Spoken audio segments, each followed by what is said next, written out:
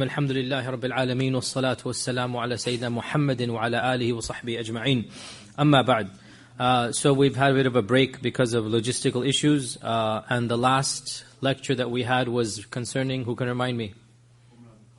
The Umrat al-Qada. We talked about the Umrat al-Qada, and now we have one major incident before the grand finale of the conquest of Mecca. And this major incident is the Battle of Mutah. So the Battle of Mutah will take this lesson and our next lesson, inshaAllah ta'ala. And next week will be our final seerah for the year, for 2013. And then inshaAllah ta'ala we will begin the new seerah basically in the beginning of the next academic year, inshaAllah ta'ala. So we have basically this class and next class, which is going to be, both of them are going to be the Battle of Mutah and everything that happened after the Battle of Mutah up until the incidents about the conquest of Mecca. Now, the Battle of Mutah, has a naming problem. And that is, what do we call this battle? Do we call it Ghazwat al-Mu'tah, or do we call it Sariyat al-Mu'tah? The majority of scholars have called it Ghazwat al-Mu'tah, but this is a little bit problematic, because what is the definition of a Ghazwa? The Prophet Muhammad ﷺ participated along with it. And Mu'tah was not one in which the Prophet ﷺ participated in. And yet, pretty much the majority of early scholars and even medieval scholars, they called it Ghazwat al-Mu'tah. Why did they go against their own, if you like, methodology for this particular battle? One simple reason, and that is the quantity of people who participated. The quantity of people who participated in Mu'tah was far more than the quantity of any other sariyah. In fact, it was more than the quantity of most ghazawat. How many people participated in Mutah? 3,000 Sahaba.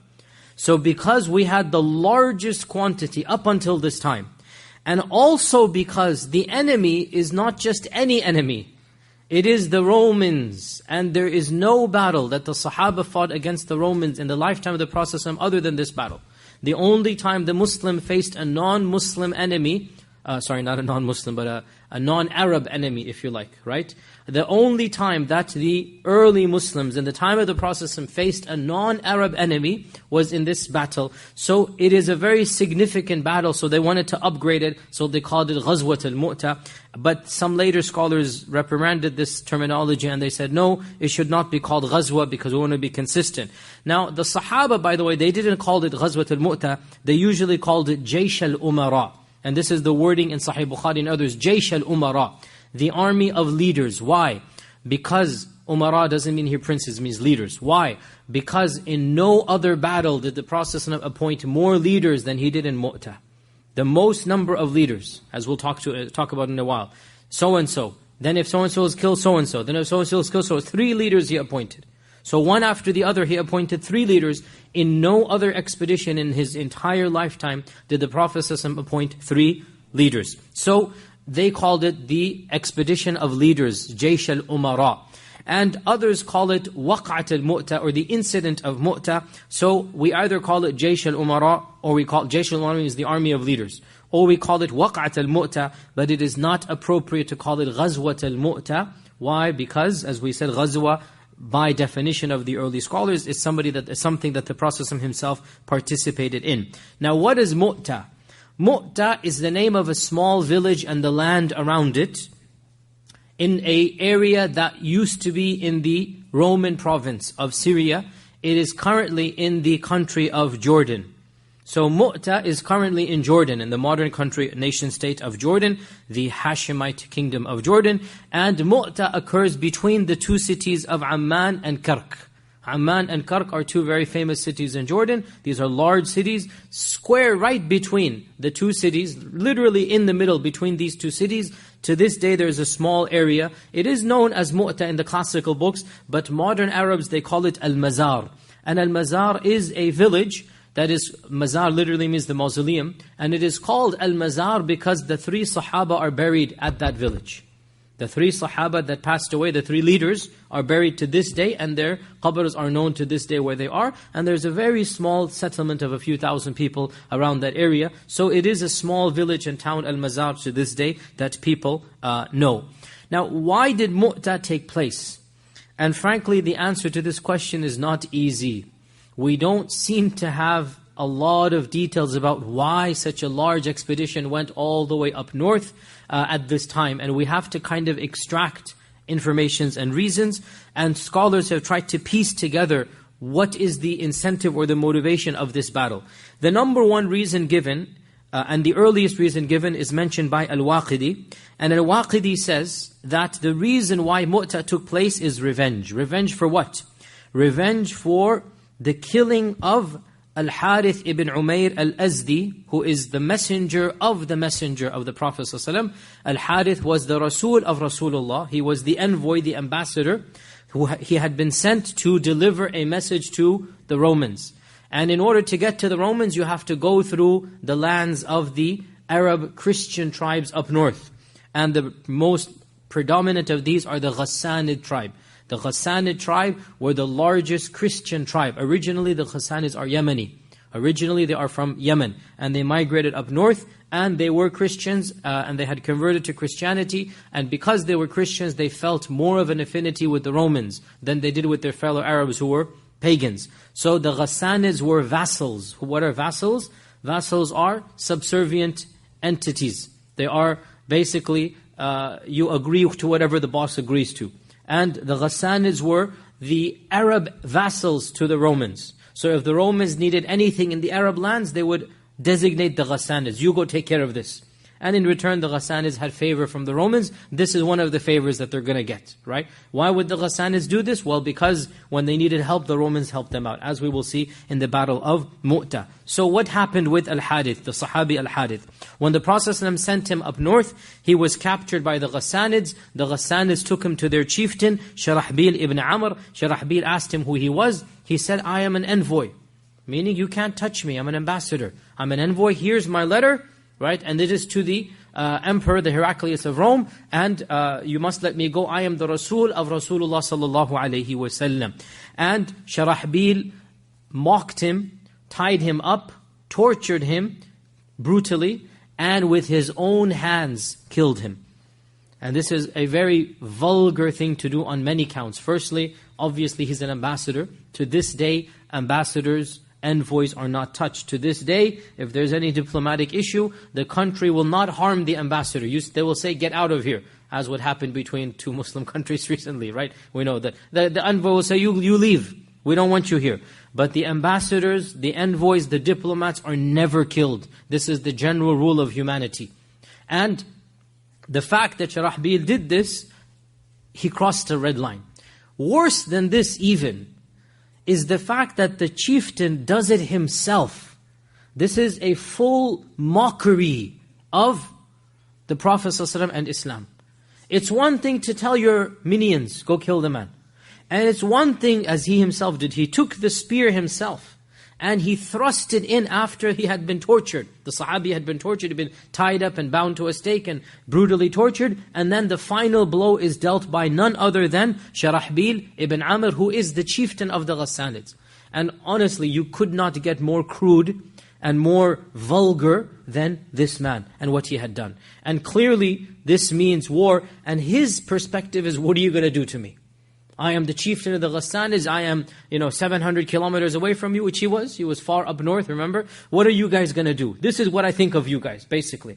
So this is the height of insult, the height of arrogance, and it has to be responded to. And therefore, as soon as peace had been established in the Hijaz region, because when that happened, the Prophet really could not do anything. He has to worry about the Quraysh, he has to worry about a surprise attack. Now the Treaty of Hudaybiyah has taken place. Khaybar has taken place. The Prophet's lands, wealth, security is established. So the first thing on his mind is, we need to deal with this guy.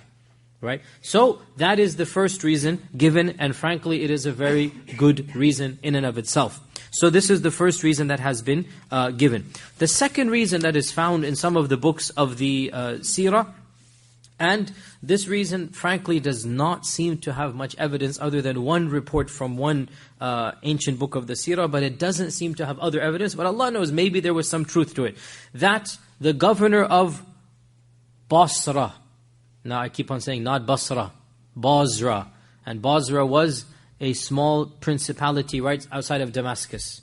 and it was the border, the periphery between the Arabian Peninsula and the Roman Empire, and this was where Rihlat al-Shita'i wal-Sayf took place, to Basra. And to this day, as I said, the city of Basra is still existent, and you still find the remnants of the market bazaar that is over 2,000-3,000 years old, this bazaar, because it was the center of many different civilizations. The Nabateans would come, the Arabs would come, the Far Easterners would come, the Romans would come, the Greeks, they would all come and they congregate in Basra. Basra was the marketplace of the medieval world. So it is said that the governor of Basra had threatened the Muslims after the letter had reached him via Heraclius. After the letter had reached, through Heraclius it went to him. Through him it went to Heraclius, So the governor of Basra had threatened to launch an attack against the Muslims. So this is mentioned, Allah knows best. I don't find it too convincing. Of the reasons I don't find it too convincing, number one, we don't find it in other books. But number two, most importantly, the battle of Mutah did not take place at Basra. Nor did they attack the actual army of Basra. They attacked the Ghassanids. Right? So the first reason does make sense. Ibn Kathir mentions another reason, a third possible reason, which in all likelihood is not quite a reason, but it is a wisdom. And there's a difference between a cause and an effect. And this seems to be an effect of the battle rather than the cause. Ibn Kathir mentions that this battle was preparation for the later battles against the Romans. This was a signal for what is about to come. That the Prophet ﷺ wanted to send the message to the world and especially to his own Sahaba. That our message is a global one. It's not going to stop with the Arabs. We have to go beyond. And he wanted to demonstrate this in his lifetime, even if he himself could not participate or actually engage in anything in his own lifetime, because he could not, because he was unifying the Arabian Peninsula. But the message has to be given that this religion is a global religion, and it's going to go beyond the Arabian Peninsulas. So Mu'tah is a prelude, followed by Tabuk, in which he actually did participate, but there was no war, as we'll come to Tabuk later on. Tabuk was also meant against the Romans, right? So Mu'tah was meant against, now I have to pause here. Was Mu'tah meant against the Romans? Allah knows best, but it probably wasn't meant directly for the Romans. But there's no doubt, why? Because Mu'tah was directed against the Arab Christians, the Ghassanids. Now the point being, if you're going to mess with the Ghassanids, you are messing with the Roman allies. So even though, in all likelihood, the Prophet ﷺ did not anticipate the Romans coming in to Mu'tah, he knows what he's getting involved in. So even if it's not stage 1, stage 2 will be the Romans. And Tabuk was clearly intended for the Romans as well. Tabuk, there seems to be that okay, bring it on, let's see. And they didn't show up. Right? So Tabuk was meant to be a revenge of Mu'tah, and they didn't show up. The Prophet ﷺ and the Sahaba showed up, and they didn't show up. So the point being that it is as if the Prophet ﷺ is telling the Sahaba that when you finish up with the Arabian Peninsula, you need to go beyond. And the number one area was Syria, Bilad al-Sham. Our Prophet ﷺ was always talking about Sham in his lifetime, and that is why the very first land that was conquered after the death of the Prophet ﷺ was none other than Sham, the very first land. In fact, it was conquered, the only land that was pretty much conquered in the reign of Abu Bakr. Right? Abu Bakr pretty much had sealed the fate in his lifetime, and then, as you know, the death of Abu Bakr and the election of, or the nomination of Umar took place, and the battle is waging, and eventually Umar is asked to take over the cities of Jerusalem, the very first month of his taking power of Khilafah. So Syria, excuse me, Bilad al-Sham is something the Prophet is intending for. So Mu'tah is like the first domino. It's the first step to move on beyond this. Then it's going to be Tabuk, and then it's going to be, in fact, the very last expedition that the Prophet sent through Usama ibn Zayd, as you remember as well. And that too, Abu Bakr said, how can I turn it back? And then eventually, of course, it is conquered. So Ibn Kathir says, another wisdom of Mu'tah is this psychological foundation to be laid. The next stage will be the Roman Empire. And indeed, that is exactly what happened. One can also derive that there is a divine wisdom. And what is this divine wisdom? That Khalid ibn al-Walid, who is eventually going to become the general and the commander, he manages to witness the tactics of the Romans firsthand. He gets a whiff of their methodology. He participates and he saves himself and the Muslims, as we will discover in this battle, as you all know anyway. And this allows him experience that nobody else has. And eventually it will be Khalid who will lead the Muslims beyond, as we know. So Khalid ibn al-Walid, who is going to later go on and fight the Romans and the Persians, Khalid ibn al-Walid is the one that has that experience by fighting with the Romans in the lifetime of the Prophet sallallahu alaihi wasallam. The point being, Mutah was it wasn't something that was immediately necessitated by an enemy attack. It seems to be that the Prophet ﷺ either wanted to avenge what had happened, or he wanted to set the ground for future conquest, or he wanted to do both. And Allah knows best, but these are the only things that we can derive. So in Jamad al-Ula of the 8th year of the Hijrah, we're already in the 8th year of the Hijrah now. In Jamad al-Ula of the 8th year of the Hijrah, the Prophet ﷺ made an announcement that he wanted the Muslims to go to the area of the Ghassanids. And there was no ambiguity here, because the Sahaba that needed to participate needed to know how far it would be. It would be the farthest they had ever gone. They had never gone this far before. And it would take them at least a month and a half of travel and journey and back. So this is not something that they're going to just come and go in a few days. So he had to tell them where they're going, and he encouraged them to volunteer. And of course he appointed some people, and over 3,000 Sahaba, around 3,000 Sahaba basically signed up.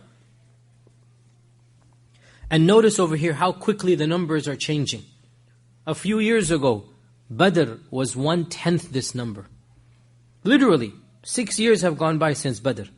And in 6 years, the numbers hasn't doubled, tripled, quadrupled, has increased 10 times.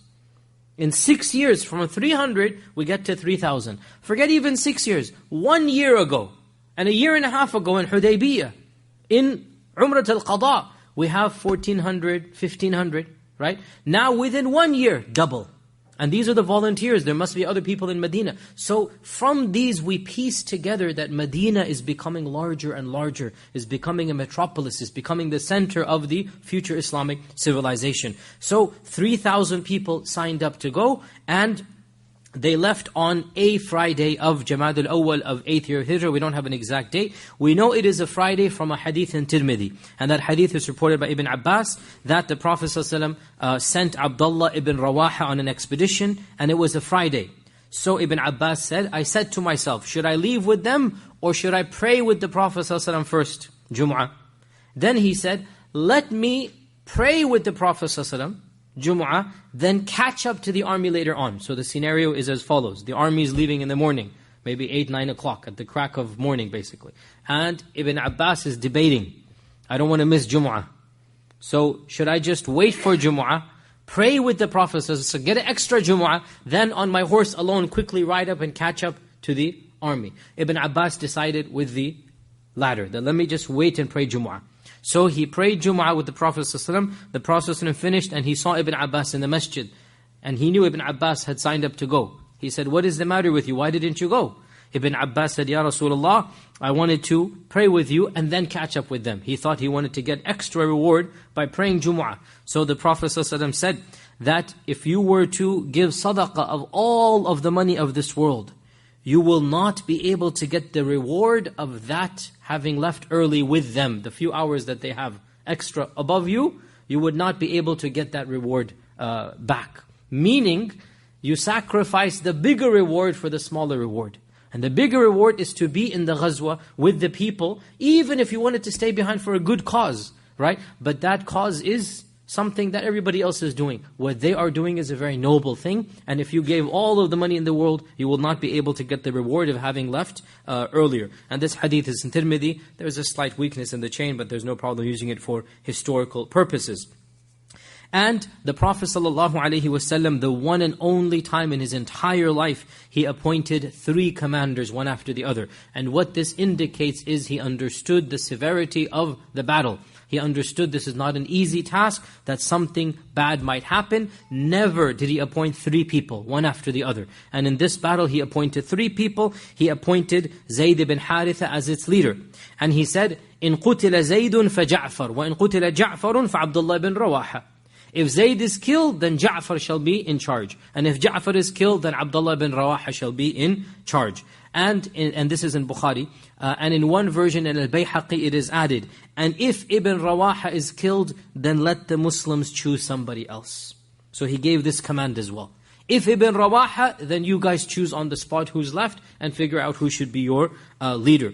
And this shows us the status of Zayd and Ja'far and Ibn Rawaha. All three were near and dear to the Prophet ﷺ, especially Zayd ibn Haritha. We don't need to mention who Zayd ibn Haritha is, that Sahabi who has the honor of being the only Sahabi that is mentioned by name in the Qur'an.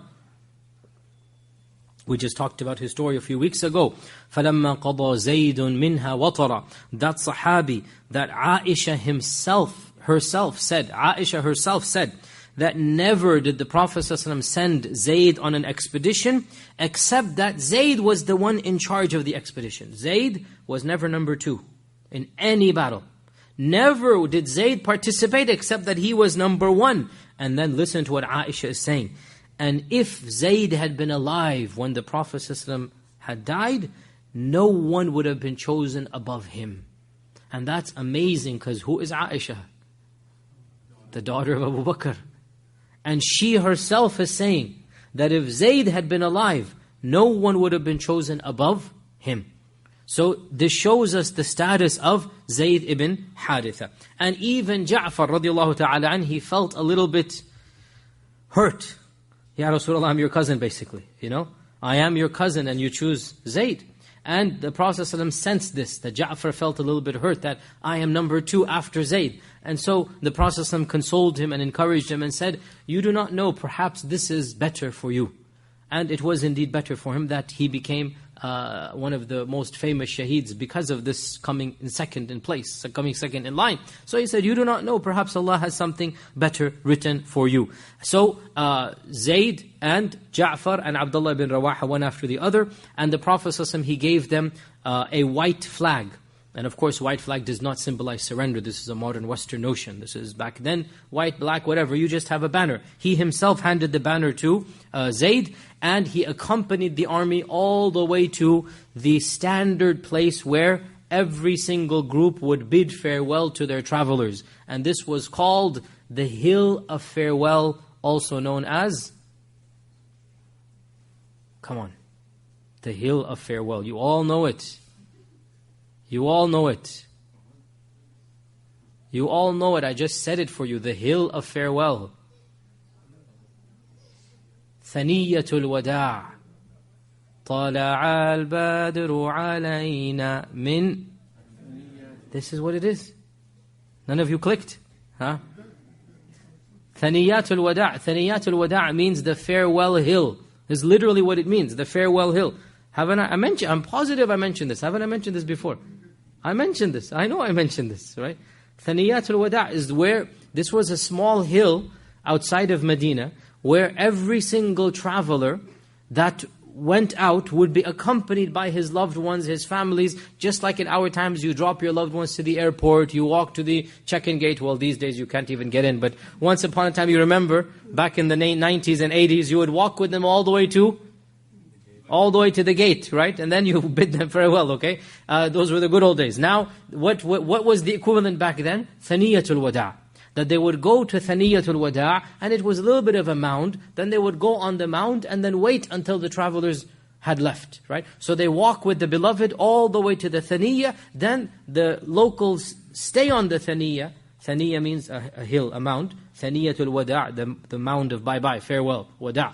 So they stay there, and then the travelers move on. And so the Prophet ﷺ, it was his sunnah to accompany his armies to Thaniyatul Wada', right? And so when he returned from Tabuk, the little girls came to meet him, and they were the ones singing, طَلَعَ الْبَدْرُ عَلَيْنَا مِنْ ثَنِيَّاتِ الْوَدَاعِ. And I mentioned when we did the hijrah, that it is not accurate to say this occurred at the hijrah.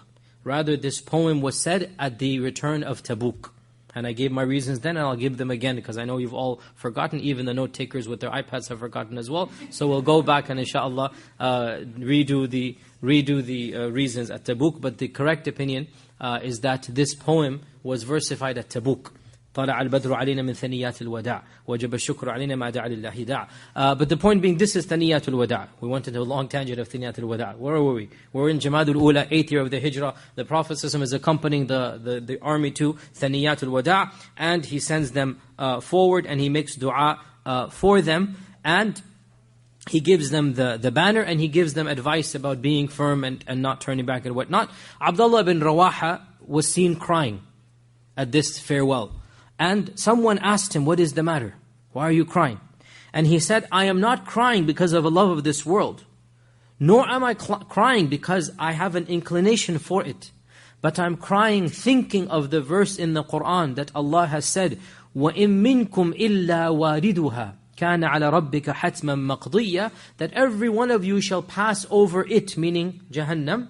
And this is a promise of Allah that will be enacted. And so his crossing over Thaniyatul Wada' and saying goodbye, it brought back, not brought back, but it gave him that imagery of Jahannam and of crossing over the Sirat of Jahannam. So he began crying and he said, what am I going to do in that crossing? Meaning, I've managed to cross this. How about that crossing? I don't know how I'll be crossing there. So we find obviously they were very emotional. There's a sense of danger that the Prophet is accompanying them, he's giving them the flag and whatnot. And one of them cries out, one of the Sahaba that remained behind, may Allah accompany you and allow you to return safely and soundly. And Ibn Rawaha versified, and Ibn Rawaha was a poet, and we'll mention Ibn Rawaha's poetry in a while, and I translated some lines for this class. Beautiful poetry, but again, when you translate in English, you lose the rhythm and rhyme and eloquence. But he versified right then and there. The Sahabi made dua, come back safely. Ibn Rawaha said, as for me, and this is poetry, I'm just translating, as for me, I ask for Allah's maghfirah, and a blow that is mighty, sword blow, that is mighty, and that causes the blood to gush out. So that when people pass by my grave, meaning you want me to come back, I want a grave somewhere there. When people pass by my grave, they shall say, Allah guided him to be a warrior, and how rightly guided he was. So he versified his premonition, that I don't think I'm coming back. That you might want me to come back, but he goes, as for me, I pray that Allah's forgiveness and a sword or a blow that is mighty, that causes the blood to gush, so that when people pass by my grave, they shall say, Allah guided him to be a ghazi, a warrior, and how rightly guided he was, meaning he was indeed a ghazi. And Ibn Ishaq in his Seerah, he mentions another interesting story on the way there.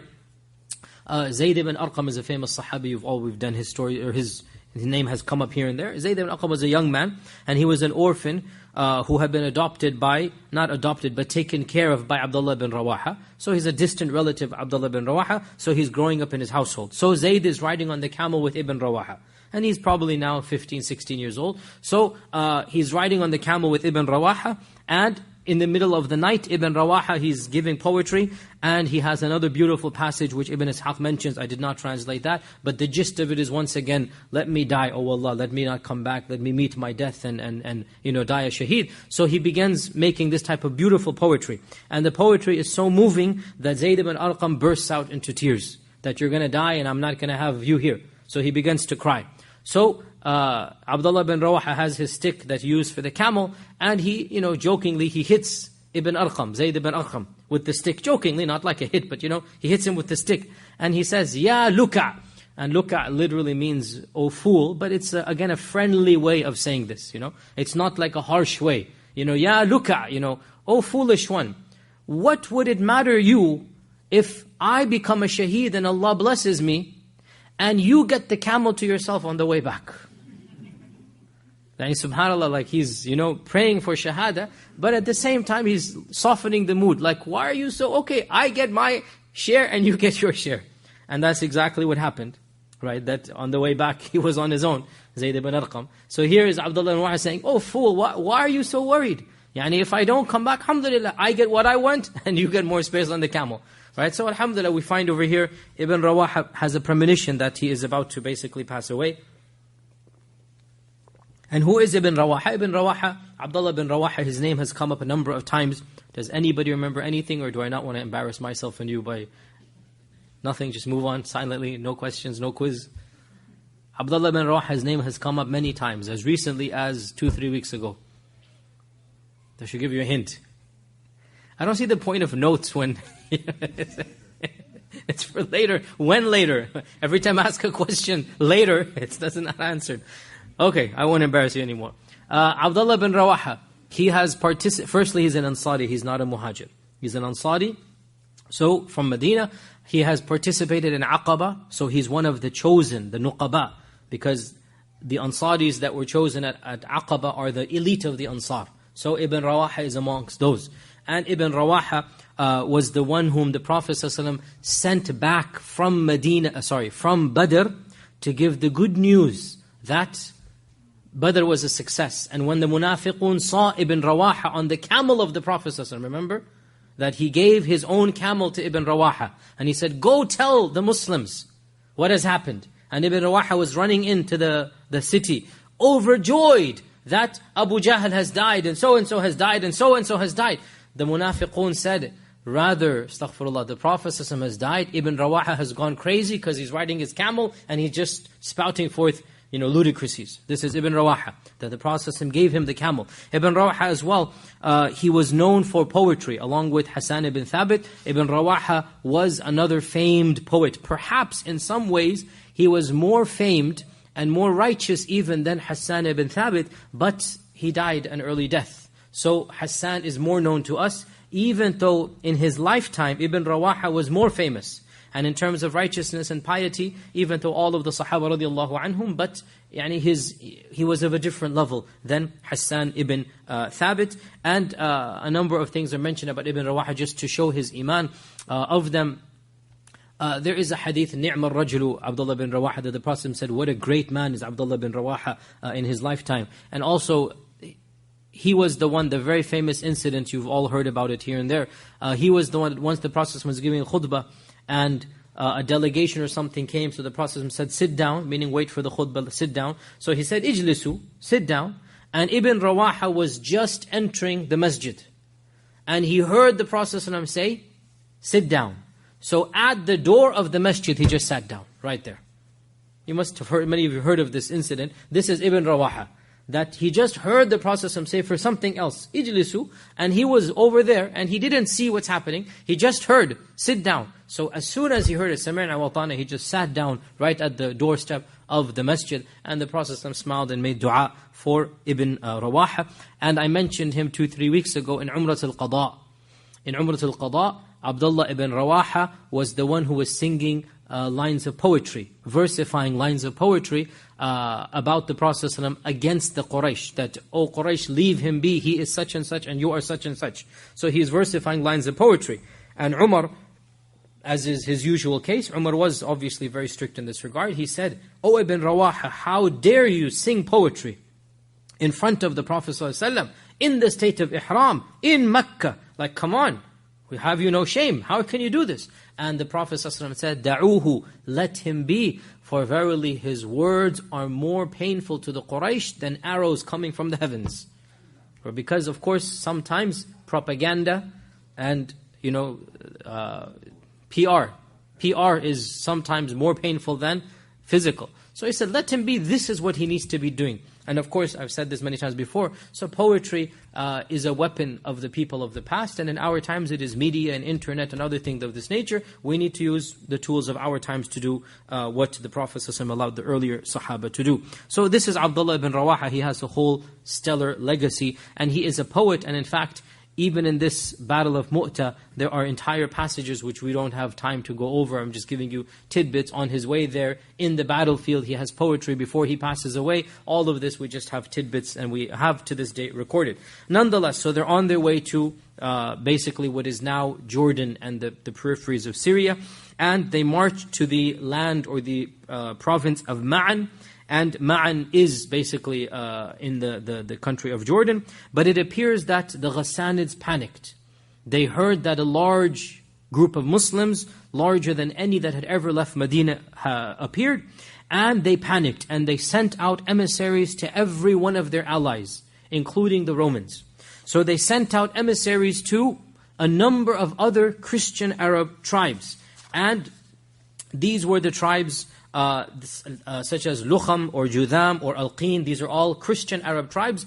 Al-Lukhami is another famous Arab tribe, and Judham is another famous Arab Christian. All of these are Christian Arab tribes, and because they were Christian, so they had a good relationship with the Ghassanids. And he also sent an emissary to the Romans. Now here we have one or two early seerah books make a mistake. And they said Heraclius himself responded and came down to fight. And this is a very clear error, because Heraclius himself never fought the Muslims.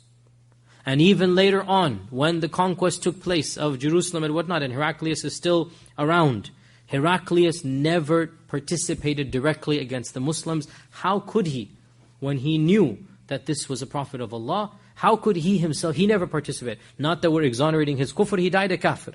But he was not that foolish to face the Muslims in battle. His generals, his armies, his lieutenants, they faced. But he himself never appeared in battle against the Muslims. And one book of Seerah mentions this, and it is a mistake. One early book. Later books don't mention this. And even Ibn Ishaq does not mention this. This is a mistake that they're just trying to exaggerate that Heraclius himself came. He did not come. And therefore, Arab Christian tribes, the Ghassanids, the Lukham, the Judham, Alqin, 4 or 5 other tribes, they all gathered together, and the Romans sent a small contingent as well. So all of these gathered together before the Muslims made their way into Mutah. So they're still a few journeys away, a few days away, and the news spreads, so the Ghassanids take precaution. And that precaution means thousands of people have gathered together to defend and fight against the Muslims. Now, how many people gathered together? The standard number that is mentioned in many classical books is 100,000. 100,000. And some books even mention 150,000. In one book, As-Suhaili, in the medieval times, he mentions 200,000 Roman soldiers came. And the fact of the matter is, we need to be a little bit more critical. The Arab tribes in totality did not number 100,000. How could 100,000 come and fight against the Muslims up north? The fact of the matter is, it is human nature. Astaghfirullah, I'm not accusing the early historians of lying, but it is human nature to read in larger numbers. You see a crowd and you read in larger numbers. And in fact, this is a well-known psychological phenomenon which has been clearly documented. Even, I remember when the elections were taking place between the previous president here in this country, so the supporters of both camps would be eager to point out how large their own rallies were and how small the other rallies were. And there was a blog that was documenting the same rally, when reported by MSNBC would have this number, when reported by Fox would have this number. Right? The same rally. And there was a blog that was tallying that this rally is estimating 500 and they're estimating 5,000. The same rally. Right? And the number was hugely different. And it's really a matter of judgment. Like you see a large number and you just assume 100,000. The fact of the matter, we have to be a little bit more critical. The Romans would never have sent 100,000 against the Persians. How would they send it against some Muslim Arabs at this time? They would not have been viewed as any major threat. If anything, there were probably a few hundred, max 1,000 Roman infantry, and the rest a few thousand Arabs had come together. There's no doubt that the Muslims were outnumbered double or triple. One modern Muslim author, this interesting story of this guy, I don't have time to get into it, but he's actually a Pakistani general who became a practicing Muslim and wrote a lot of good books about the battles of the Prophet. And he wrote a very good book translated into English about Khalid ibn al-Walid. And he was a general in the Pakistani army, and he dedicated a lot of time to studying the battles of the Prophet and the battles of Khalid ibn Walid. And he estimates, he has gone to all of these sites and looked at all of the evidence, he estimates that max there were maybe 10,000 people. This is a more reasonable figure than what is traditionally narrated of 100,000. It's a bit of a, human exaggeration that such a large number could never have come out of nowhere so quickly to fight against a group that internationally had not yet had any major victory. The Muslims were not viewed as any international threat by the Romans yet. They have not even done anything to the Romans, so the Romans did send a contingent. We know this for a fact. Another point is, now that the Romans are involved, we have records from the Roman side. We'll talk about that next week, inshallah. We have records from the Roman side about this battle, about this contingent, because the Romans had a recorded history. The Romans are a civilization. Unlike the Arabs at the time, there is no recorded history. But the Romans are keeping register and check. So we actually have this battle mentioned in the Roman books, and I'll get to that next week, inshaAllah ta'ala. For now, let's just say, perhaps at max there were 10,000. At max. Maybe even 8,000, 9,000, 10,000 is being generous. But the point being, no doubt the Muslims were greatly outnumbered. Far more than what they had expected, because they were only expecting the Ghassanids. Now you have the Lukham, the Judham, the Alqin, the other Arab Christian tribes, and you have an infantry group from the Romans as well, who had joined them. All of this is unprecedented. The Muslims did not know what to do. And when the news reached the Muslim camp, they began to wonder, what should we do? And they in fact camped for 2 days, not proceeding. For 2 days in one of the valleys of Jordan, they camped for 2 days, back and forth discussion, that this is not what we had initially planned. We had initially planned to fight the Ghassanids. The Ghassanids would have been max 4,000, 5,000. So we have 3,000, good enough, right? But now we have double, triple the quantity. We have the Romans involved, and we did not expect the Romans to come. Now hold on, why are they so, quote-unquote, worried about the Romans? It's not about being worried, but being practical. Why the Romans? Because the Romans are a totally different fighting breed. They are superior armed, better trained, better horses, better weapons. They are a different class of fighters compared to the Arab class of fighters. And the Sahaba know this. So they said, we didn't come prepared to fight this group. What do we do now? And one group said, let us just camp here and send a messenger back to the Prophet ﷺ and get his command. Either he'll send us more people, or he'll tell us to retreat, or he'll tell us to go and we'll do whatever he wants, but let's just wait for him. Now this is going to take at least 2 weeks, because they're already in Jordan, what is now modern Jordan. For them to come, send a messenger all the way down, then come all the way back, at least 2 weeks take place. And another group said, let us return. Khalas, we didn't come for this. Let us go back, because we have come to this land, shown our force, stepped in their territory, and frightened them, so mission accomplished. The goal was to send a message, we sent the message. Mission accomplished. Let's go back. And Zayd ibn Haritha asked Abdullah ibn Rawaha, "Oh Ibn Rawaha, what is your opinion?" And this shows us that at times of difficulty, you turn to people of wisdom, not the novices. You turn to the senior people. Ibn Rawaha is one of the leaders of the Ansar. And Zayd is also of the leaders of the Muhajirun. So he turns to him, he says, what is your advice? What do you think we should do? So Ibn Rawaha stood up and he gave a very moving and eloquent speech. He's the poet. And there is no doubt that Zayd knows what Ibn Rawaha is going to say. But he wants an eloquent tongue on his side. So this is also the tactic of Zayd. Zayd wants to convince the rest of the Sahaba. But Abdullah ibn Rawaha has a better tongue than him.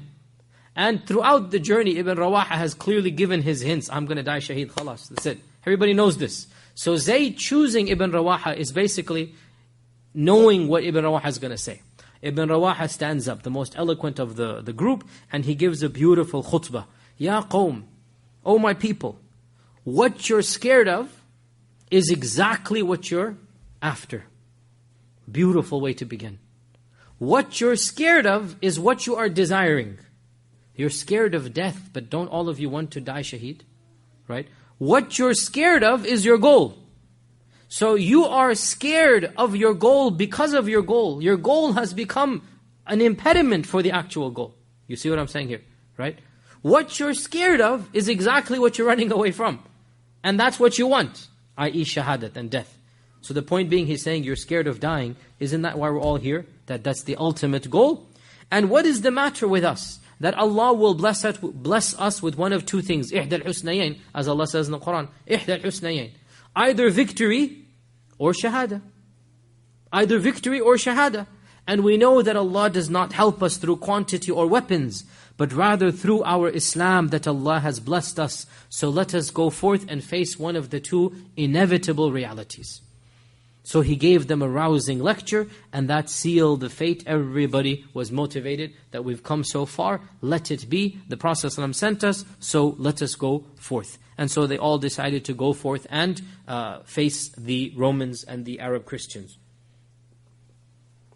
So for 2 days they were camped. They then continued moving onwards, and they passed by one of the smaller villages in modern Jordan, and its inhabitants all know what's going on. So they sent a small contingent towards the back of the army, the rear of the army, to shower them with arrows. And it so happened that a number of Sahaba were injured, and one of them died. That the arrow pierced his heart, and he died. And this was at the back of the Muslim army. So they went forward, and they said to to Zayd, let us go back and fight the village.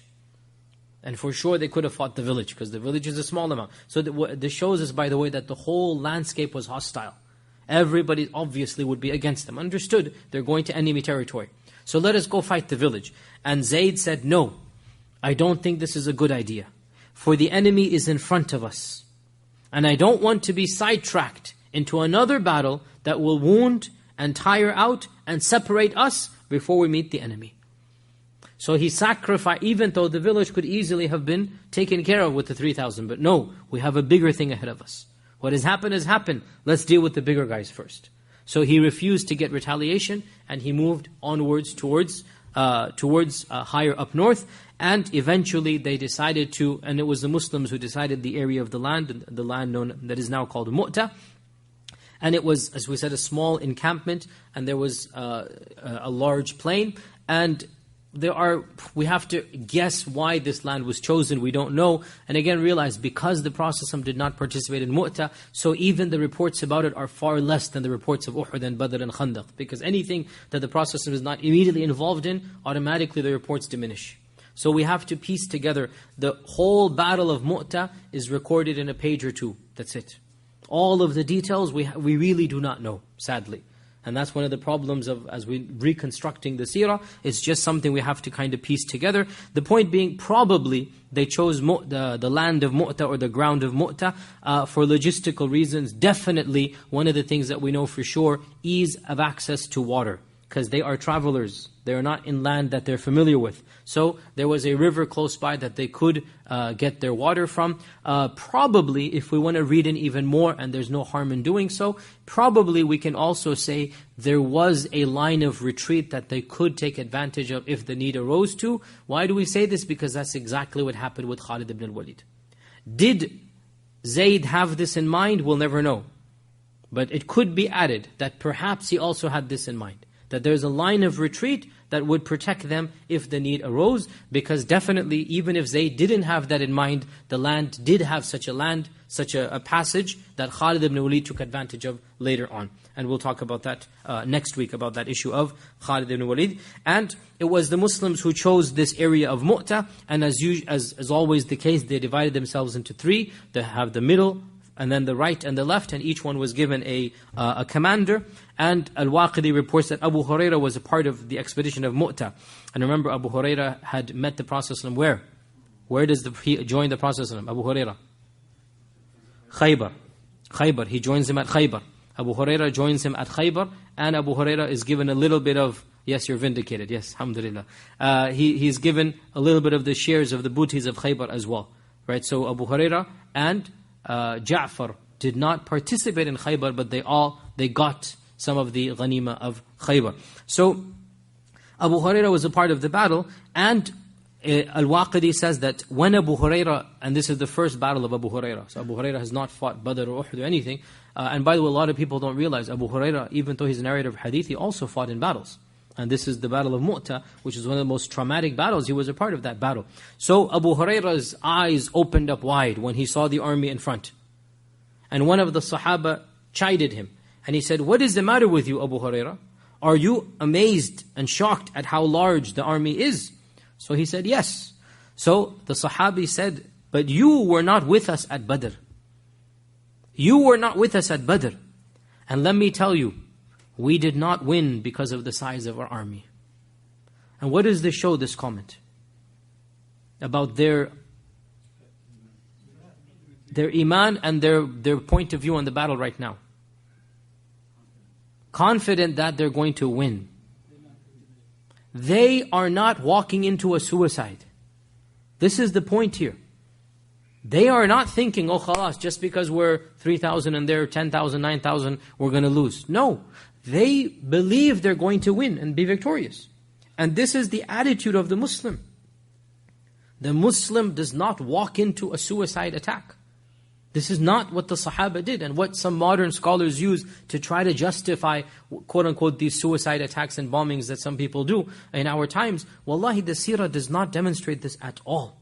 Here we have Mutah, which was one of the most traumatic or difficult battles. Yet the view of the Sahaba is what? We will win. We're going to win. Now, wanting shahada is not the same as suicide. Ibn Rawaha wants shahada, but he fights a vicious battle. There's two different things, right? And here is the Sahabi telling Abu Hurairah, are you worried because we're smaller than them? Don't worry. Been there, done that. You weren't there, we were there. We won at Uhud, at Badr, and they were 3 times our size. Nothing different now. They're 3 times our size, we'll win again. Right? It shows us the positive outlook of the Sahaba, that they expected to win. And again, we have to piece together the battle. We know that Zayd gave the command to charge, and Zayd, because the Prophet gave him the flag, he did not give it to anybody else. So it's a matter of honor. The Prophet handed him the flag, so Zayd took the flag and he charged in from the front. And he was in the charge of the middle of the flank. And he was attacked from every side until he was surrounded by the enemy because of the flag.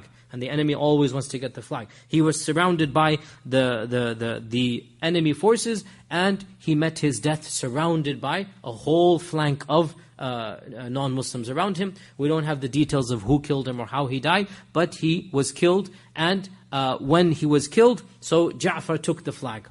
The flag was basically handed back until it came to Ja'far, and Ja'far fought one of the most vicious fights that has ever been recorded in the history of Islam. The bravery of Ja'far at Mutah is almost unparalleled to any other battle and any other Sahabi during this period of the seerah. He charged in with his horse. He fought valiantly until eventually somebody cut his horse's legs off. And so the horse fell forward. So he rolled over. And then he stood up and he's surrounded by non-Muslims, because now he's in the thick and thin. And he single-handedly, while holding on to the flag with one hand, single-handed now, literally single-handed now, he is fighting the people around him. With the people have swords, spears, javelins, and there's people stabbing and putting in every single wound, until finally somebody surprises him and cuts off his entire right hand, which has the flag in it. Cuts off the entire right hand. And before even the flag can hit the floor, the left hand comes in, swoops down and takes the flag.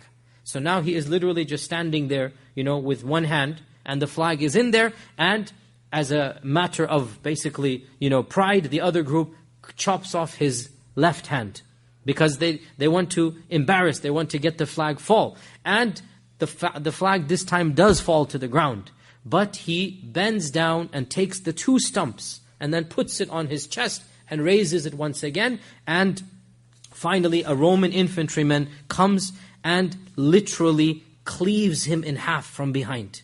He takes one of those big Roman swords and literally just cleaves almost the entire body in half from behind. And they found him with great difficulty buried under a lot of bodies. Ibn Umar said, I participated in Mutah, and afterwards we went hunting for the body of Ja'far, and we finally found his body in the middle of the dead. Now subhanAllah, pause here. This one man, he was under a pile of dead people. What does that show us about the wounds, the damage that he had inflicted on others? And we found him, and we counted over 90 stabs and wounds and marks and cuts across his entire body. 50 of them in the front and 40 in his back. Meaning he's facing the enemy. He's not turning around. We counted, and can you imagine? This means literally, Ibn Umar has the body of Ja'far in front of him, and he is literally counting the wounds. Why would he be doing something so morbid? Why would he be doing something so morbid? Who can tell me? It shows the bravery. This is not morbid. This is the true badge of honor. This is the real badge of honor. That Ja'far stood his ground.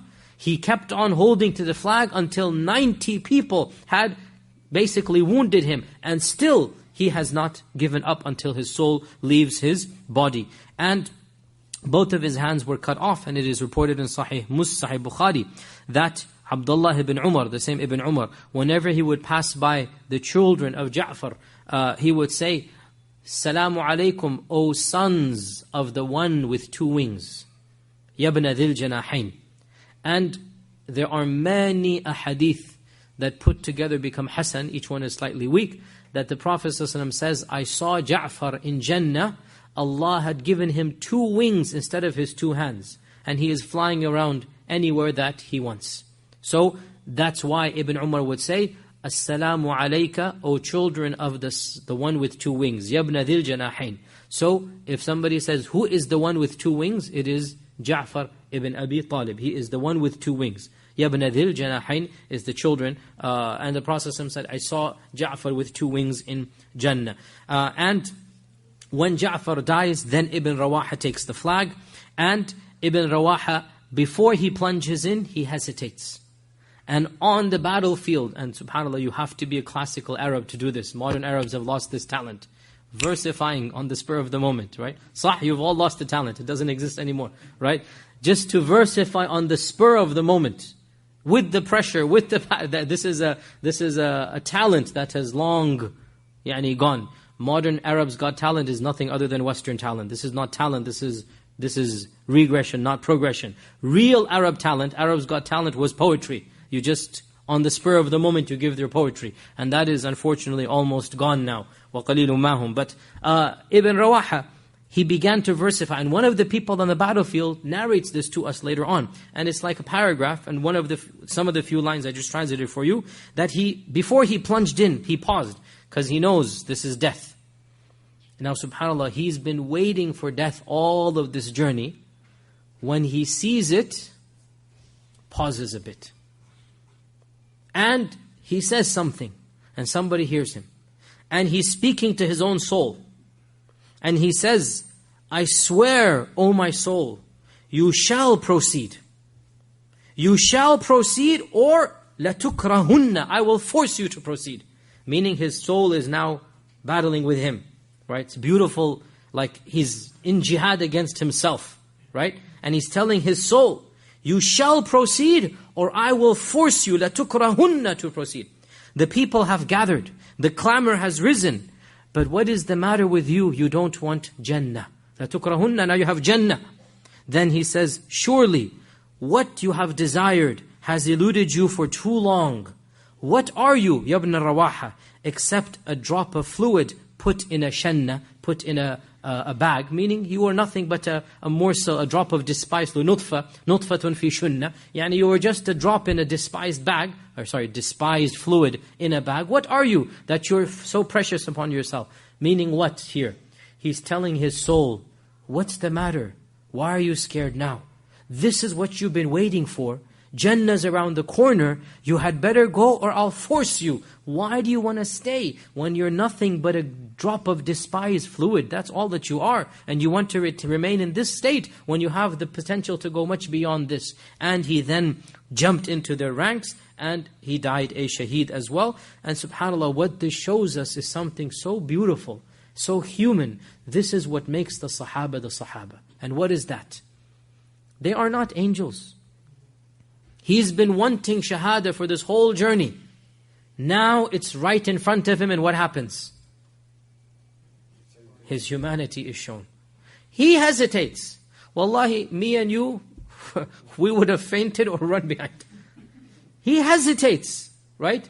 We could not even lift the sword that he had in his hand. Wallahi, we could not. I don't think anybody here really could even handle that sword and the instruments that they have. Have you seen the things that those Sahaba used, right?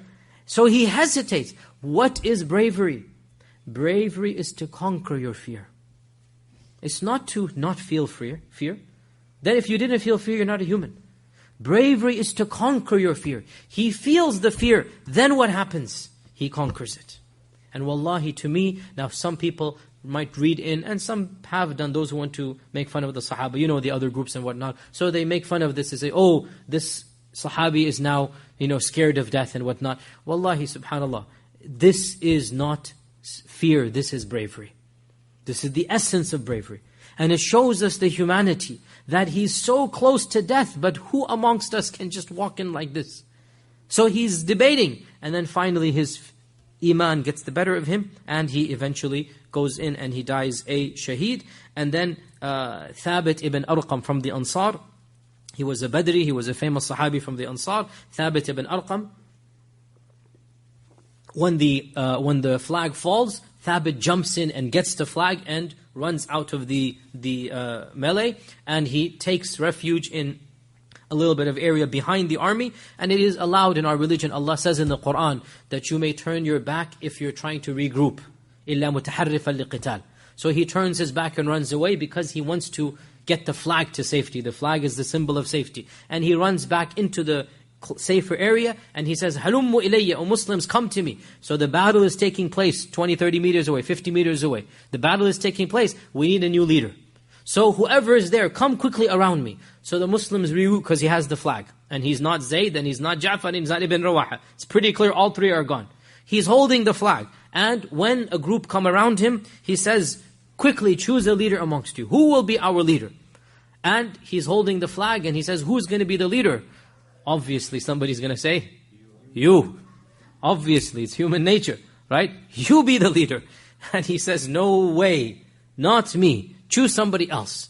So they look around themselves, who can qualify, who can be the one, and their eyes settle on the one who was the newest of them to Islam, the youngest of them in coming to the faith. Barely a month or two has gone by since he has accepted Islam. He is a fresh Muslim, right? And he is somebody who was their most avowed enemy, has caused them the most damage and harm in Uhud, in Khandaq, in Hudaybiyah, and the hearts have not yet wounded. The wounded hearts have not yet healed, right? Because in the end of the day, he has done what he has done, right? So many of them have lost their lives, their relatives at Uhud because of this one man. And he's the youngest of them. But Islam forgives everything. And situations like these call for leadership. So all eyes turn to Khalid ibn al-Walid. And Khalid, when he sees all of this, he says, "How could I?" Meaning, and of course he understood, I am who I am. Now we think of Khalid as Saifullah. Remember, at this stage, he is the newest Muslim. He is fresh into this religion. He has a history of hatred and animosity and killing, right? And his father, Al-Walid, how many verses in the Quran against him? So he says, "How can I?" But they insist. And so Khalid takes the flag. And next week we'll talk about what happens with Khalid. But this week I wanted to just conclude with something that's taking place simultaneously in Medina. So what happens with Khalid we'll do next week. This week we just do one or two hadith and then finish off for today. That as this is unfolding in Mutah, almost 700 kilometers, 800 kilometers away, as this is unfolding in Mutah, the Prophet ﷺ is vividly describing every detail of the battle simultaneously. As it is taking place in Mutah, he is talking about it in the masjid in Medina. All the Sahaba have gathered live updates. And he is telling them in graphic detail exactly what is happening. And this hadith is in Bukhari and Muslim, and it's very rigorously authentic, that Anas ibn Malik said, and Anas is the child, he's in Medina, Anas is not in Mutah. Anas ibn Malik said that the Prophet ﷺ told us about the deaths of Zayd and Ja'far and Ibn Rawaha before the news reached us. Meaning, before the messengers came, the messenger is telling us. Right? Before the people came from the battle, Rasulullah is telling us. And he said, Zayd took the flag and he was killed. And Ja'far took it and he was killed. And Ibn Rawaha took it and he was killed. And Anas said, and his eyes were crying, sallallahu alayhi wasallam. His eyes were crying until he said, حَتَّى أَخَذَهَا سَيْفٌ مِّن سُيُوفِ اللَّهِ تَعَالَى, until a sword from the swords of Allah took it, and Allah gave him victory at his hands. This hadith is in Bukhari. Aisha narrates an even more moving episode. And this is also in Bukhari. Aisha says that when the news of the death of Ibn Haritha and Ja'far and Abdullah ibn Rawaha came, the Prophet ﷺ sat down, and grief was clearly visible from him. Subhanallah, he is so emotionally hurt now, he has to physically sit down. And we all know, when a very big news comes to us, we cannot even stand up. We have to just sit down.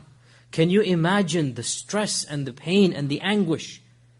Zayd ibn Haritha, the one who, as we know the story of Zayd, when his own father and uncle came to free him from slavery, and this was before Islam, and the Prophet ﷺ said to Zayd, your father and uncle have come, go, you are free, right?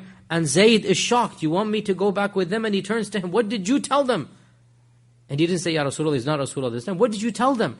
And he says, I left the matter to you. The two of them are going back and forth, right?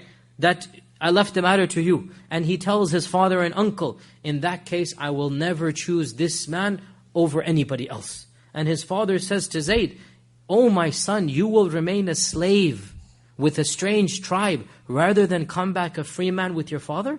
You will remain a slave as a stranger rather than come back as a free man with your father? And he says that, oh my father, the love that this man has shown me, no one else can possibly show me. And when he said this, that was when the Prophet ﷺ took Zayd in front of the Quraysh, in front of the Kaaba, and he said, this is now Zayd ibn Muhammad. This Zayd ibn Muhammad, the only one whom Allah has honored by mentioning in the Qur'an. There's no other Sahabi that comes close to this. Abu Bakr comes a distant second by being referenced as a direct pronoun. Direct pronoun. That's nowhere near being a name, right? Allah mentions Abu Bakr, إِذْ يَقُولُ لِصَاحِبِهِ, when he mentions to his companion. Sahibi, Abu Bakr is Sahabi, but that's a direct pronoun. Zayd is فَلَمَّا قَضَى زَيْدٌ مِنْهَا وَطَرًا. This is the Zayd that Aisha says, that if anybody had been alive, if he had been alive, no one would have chosen anybody other than Zayd. So Zayd has just died. Somebody whom the Prophet has been gifted at the marriage of Khadija. Almost 30 years have gone by and he's been raising up Zayd. 15 years have gone, no, not 15, sorry, 20 years have gone by. And Zayd has been in his household. Not even 20, 30, it is 30, I'm correct. 30 years have gone by, excuse me, I was right, 30 years. And now Zayd has passed away. Ja'far, remember what happened with Ja'far when he came back at Khaybar. He stood up to kiss him on the cheek. He stood up and he hugged him and he kissed him. And he said, I don't know why I am happier today. The conquest of Khaybar, this fertile land, millions of dollars in our time, or seeing Ja'far. Which of the two has made me happier today? Right? And he has been away from Ja'far again for 13 years. He's been raised up with Ja'far. Ja'far is closer to him in age than Ali. And now Ja'far has just been killed. Right? And leaving behind widows and children. And Abdullah ibn Rawaha, the Sahabi who has been with him from the beginning in Medina. All three have died. And he literally sits down, visibly grieved, crying. Aisha is watching from her curtain, from the room. She's watching. And she is hurt like every wife would be when her husband is hurt. And Aisha says, I was looking at him from the corner of the house, meaning from the curtain. And a man came to him and said, Ya Rasulullah, Nisa'u Ja'far, the women of Ja'far. And he mentioned their crying. This is Aisha reporting. So the Prophet ﷺ told him, go back and tell them to stop. So the man went.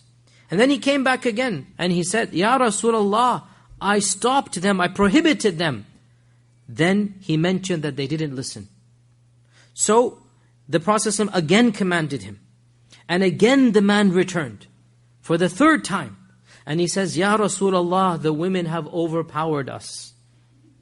The women have overpowered us. I can't do anything. And so the Prophet ﷺ said, then go throw dust into their mouths. فَحْثُ عَلَى وُجُوهِهِنَّ التُّرَابِ عَلَى أَفْوَاهِهِنَّ التُّرَابِ. Go throw dust into their mouths. Then the messenger, meaning this man, goes back, and from the corner of the room, without even him knowing, comes the voice of Aisha, whipping him. Just like every single woman, when she comes to the defense of her husband, then woe to you, and then again woe to you. Nobody can defend a husband better than his wife when she wants to defend. And that when is the big question. But when she wants to defend, then she can defend. And of course, Aisha is going to defend the Prophet ﷺ. And she gets so irritated, she says to this man, the messenger, meaning the one between him and the women of Ja'far, that rather may Allah throw dust on your nose, not on their women's nose. Because neither have you done this, nor did you leave this suffering from the Prophet ﷺ. Now this hadith is somewhat cryptic for those who read it for the first time. It is in Bukhari and Muslim, it's an authentic hadith. And really, let me explain it first and then we conclude our today's talk, inshallah, then resume next week. The point here is that the Prophet ﷺ is so grieved, he's so much in pain, he literally sits down, he's crying, he's in a very, we literally will call this shock, this is what we call it. He's in shock, in grief. And news spreads all over Medina. So the wives of Ja'far, the children of Ja'far, they began mourning. What is mourning? Mourning means crying out loud. Mourning means beating themselves. Mourning means wailing. And wailing says, you say when you wail, how are we going to live? Who is going to take care of us? This is, as we know, it is not allowed in Islam, correct? It is haram, it is a major sin. Now, the women know this, but they have not been tested yet. It's one thing to say it's haram. It's one thing to be tested and then pass the test.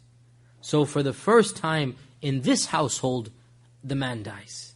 The women, it's ingrained in them from their upbringing. They revert to their practices and they start wailing.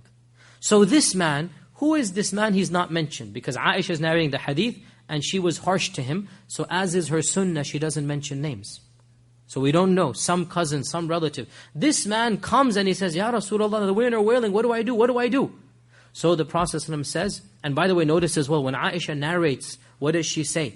She says, the man came and said, the women of Ja'far, and he mentioned of their crying.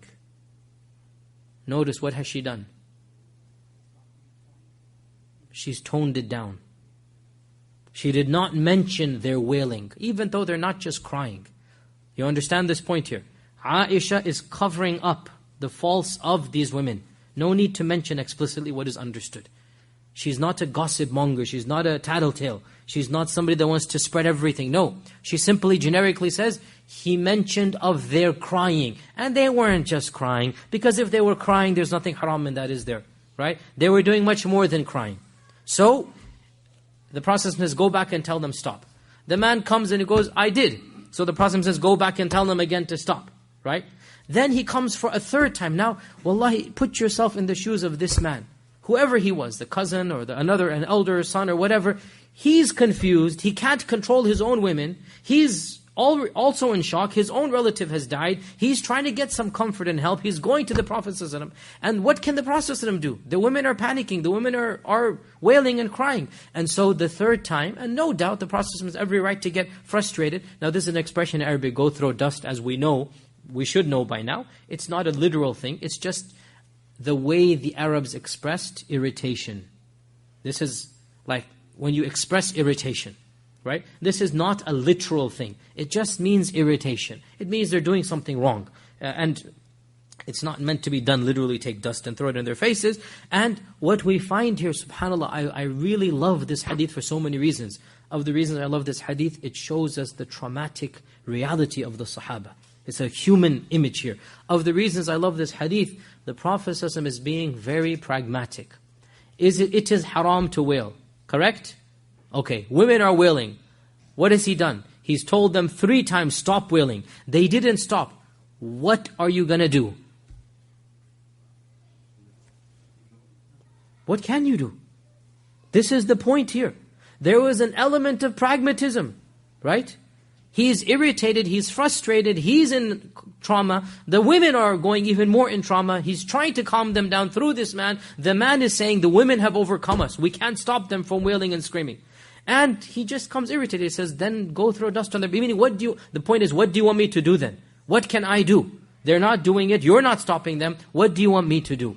And Aisha, she is hurt and in grief because she sees her husband in grief, because she sees what is happening. Zayd has died and Ja'far has died, Ibn Rawaha has died. He is frustrated, he is irritated. And now this man is coming and he's not acting wisely. Why is he not acting wisely? This is not the concern that you should bring to the Prophet Muhammad ﷺ right now. This is not something you need to come 3 times for. You need to gain some sense. And that's what she says to the messenger here, right? Rather, you're the one that deserves dust to be thrown on your mouth, because neither are you able to control your own women, nor are you sparing the Prophet ﷺ from this pain and suffering. Now is not the time to go and bring these petty things in front of the Prophet ﷺ. So she lashes out at the man, and she says, you're the one who's deserving of the dust being thrown. And wallahi, the whole incident, you are crying for all three of these people. And for the women of Ja'far, and for Ja'far. Your heart is grieved, our heart is with the Prophet ﷺ, with Aisha, with this man. You don't know who to cry for, because all of them, they have their own personal, trauma and tragedy taking place. The battle of Mutah really had a serious psychological blow. The Prophet ﷺ lost the most beloved person to him, and that was Zayd ibn Haritha, his adopted son. He lost the one person that came the closest to being a real son. He would have been a real son had Allah not revealed in the Qur'an that ud'uhum li'aba'ihim. For all sense and purposes, he was the son. As Ibn Abbas said, Wallahi, I had no idea that Zayd ibn Muhammad was Zayd ibn Haritha until Allah revealed Surah Al-Ahzab. Meaning, I had no clue that Zayd wasn't Zayd until Allah told us that Zayd is somebody else. Right? This is the relationship that that the Prophet had with Zayd. And now Zayd has come to an end, Ja'far has come to an end, Ibn Rawaha has come to an end. What will happen in the Battle of Mutah?